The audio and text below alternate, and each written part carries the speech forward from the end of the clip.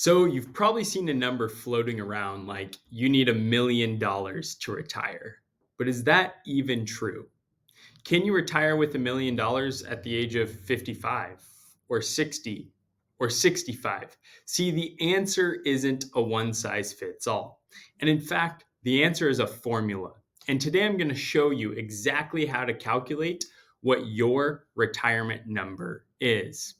Hi, I'm Zach Carruthers. I'm a financial advisor and I help pre retirees with their retirement future.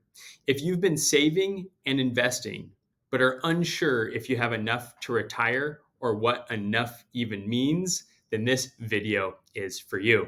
So let's break it down. How much do you actually need to retire? Well, your retirement really depends on four big levers. The first lever, your annual retirement spending. How much do you expect to spend per year? The second lever, when are you going to retire? Are you going to retire at 55? Is it 60? Or is it 65? Or later? Lever three, your retirement income. Do you have a pension? Do you have other passive income? What does your Social Security benefit look like? And finally, lever number four, what is your withdrawal strategy and how is your portfolio invested? So let's start with spending. Most people think that they will actually spend less in retirement. And sometimes that's true. But in fact, more often than not, especially early on in retirement, this just isn't the case. Maybe you retire at the age of 55 and you want to travel more, you go out more, you spend more time with kids, and you're just doing more because one, you aren't working, two, you have the freedom, and three, you have the money in retirement. So, a good rule of thumb, we want to plan for at least 80%, if not 100% of your current spending. That is your pre retirement spending throughout retirement, especially in those early years of retirement. We're going to go through a couple examples here, and we're going to base our examples on that percentage. So let's run through three example retirements. In each case, we're going to assume that we have $80,000 per year of desired spending. So, example number one, we retire at the age of 55. Here's a couple things to keep in mind if you would like to retire at the age of 55. We must bridge the gap from retirement until Social Security. So, when is that? Well, at minimum, it's 7 years. The earliest that you can collect your Social Security benefit is at the age of 62. Full retirement age, depending on your date of birth, is most likely 67. And then you can delay it until the age of 70 and collect those delayed retirement credits. So we must bridge the gap there for at least 7 years. The second thing to consider is health insurance costs from now until Medicare. We can factor in about $1,200 to $1,500 per month, maybe more. And now let's look at our withdrawal rate. Odds are you're going to likely have a lower withdrawal rate. Why? Because your retirement time horizon is much larger than, let's say, you were to retire at the age of 65. Therefore, we can expect an estimated withdrawal rate to be about 3.5 to 4% due to that longevity. We're likely going to need about $1.6 to $1.8 million invested to fund our retirement. Again, assuming that $80,000 per year spending need. So now let's dive into example number two. Let's assume that we retire at the age of 60.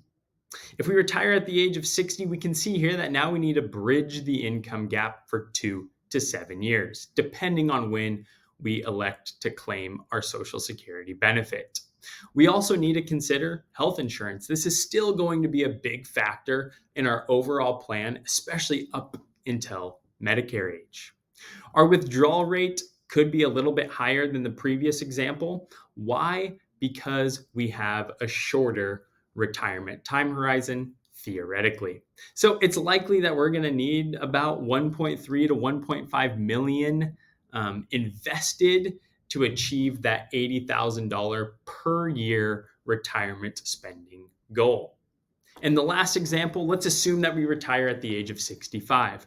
What does this look like? Well, at the age of 65, we're eligible for Medicare and possibly already claiming Social Security.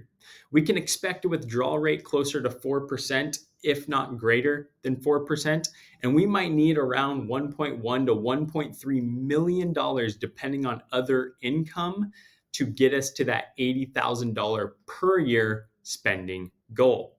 Now, guys, do keep in mind that these numbers here are ballparks. It's obviously going to be unique to your own situation. You can find a button below in the description, create your free plan.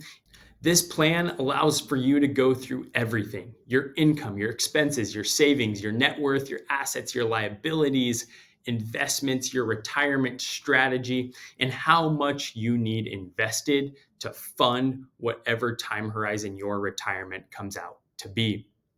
With that said, I want to show you how you can estimate your number in 3 simple steps. Step 1, estimate your annual retirement spending. That is, what do you expect your expenses to be in retirement? If you want to figure out what your expenses are in retirement, you need to figure out what they are today.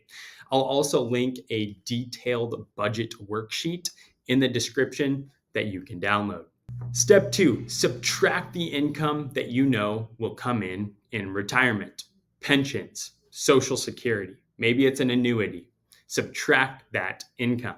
Step 3, divide the difference by your withdrawal rate. Just as a general rule of thumb, we like to say use 4% if retiring at the age of 65 and use 3.5% if retiring between 55 and 60, let's say. Now, obviously, that 4% withdrawal rate is just a general rule of thumb. I'm sure you've heard of that. Take out 4% of your portfolio adjusted for inflation per year, and you can expect to live a 30-year retirement. Obviously, things have changed, things have adapted. We actually like to use the guardrail strategy here, but just as a conservative rule of thumb, let's use that 4%. So let's go through a quick example here. Let's assume again that we have $80,000 per year that we would like to spend. We have a $30,000 Social Security benefit. $80,000, the amount that we would like to spend, minus that $30,000 Social Security benefit gives us a $50,000 gap. Now we're going to divide that $50,000 by 0.04, that is 4%, and we will see here that we need about $1.25 million in retirement. That is your retirement number, assuming that 4%. This is not a media headline. This is math that is tailored to you in your situation. So now let's go over some common mistakes that you need to avoid. Underestimating healthcare costs before Medicare. Healthcare costs can really creep up, especially if we assume an average 5% inflation on those costs per year. Number 2, forgetting taxes on withdrawals, whether that's ordinary income tax or capital gains tax. We have to be mindful of tax. And 3, ignoring inflation. $80,000 today won't feel like $80,000 in 10 years, especially if we take an average, call it 3% on inflation per year. And lastly, linear returns. They're not. Sequence of risk matters here. So this is what we need to be mindful of. How is your portfolio invested and how is it allocated? Guys, I hope this was beneficial to you. If you would like to check out that financial planning tool, just click the link in the description and you can get started. Thanks so much for watching, and until next time.